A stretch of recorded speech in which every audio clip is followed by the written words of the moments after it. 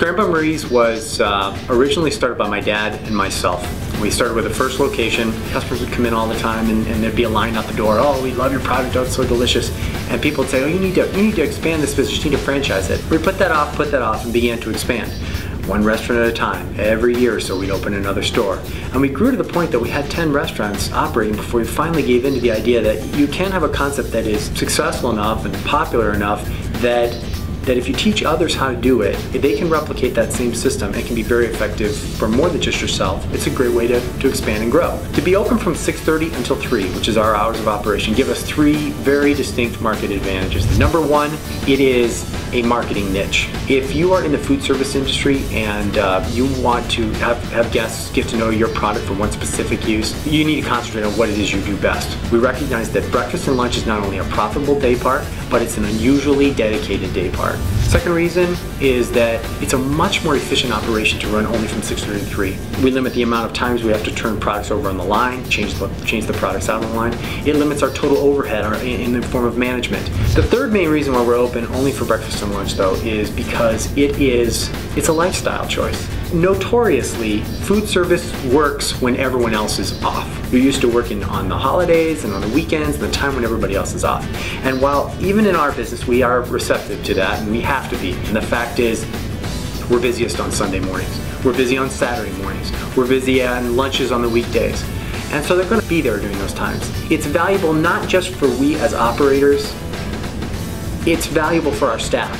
Because while we want to be good stewards to them, more importantly, it's difficult in our industry to attract sharp people. And if you want to attract the sharpest people, you need to have a benefit that they see as valuable. And that benefit, in our case, is first shift. We all know that guests come in for more than just the flavor of the product. They also come in because they want to be entertained, they want that experience. We go out of our way to create an upscale ambiance, to create a clean, friendly atmosphere, a place where you're going to be fresh first thing in the morning. That's where we have to be at our best. But in the end, they come in for food. I mean, they're hungry.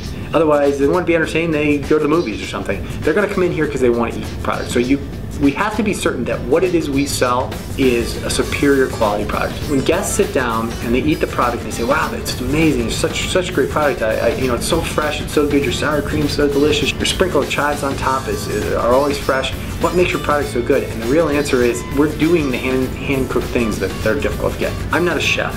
I'm a businessman that happens to sell eggs. I rely on the advice of those who are particularly good at that function, which is culinary creations. Our concept is geared very much toward our guests' market trends. It's not necessarily that I'm in love with quiche and so we have to have quiche on the menu. In fact, that's almost never the case. We have to be market sensitive because in the end it is food that we sell. That's part of the value of a business that has the 20 years worth of experience, is that we know what's efficient to be made and we know what's most preferred by our guests. We expect that we will grow at a very reasonable pace.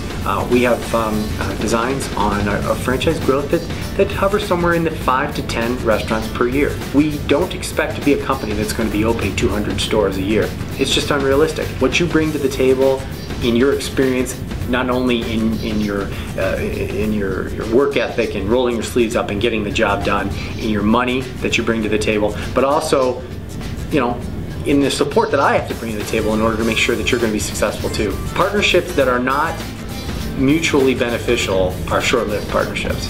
So it has to be of value to everyone. And we see that in the franchise business, the most effective way that we can offer that support is having a physical presence, having a support team, and having a direct relationship with the operators. And we're proud to say we're able to satisfy all those things, and that's what's made us successful at this point, and puts us on the pattern toward controlled but excited and upward trending growth.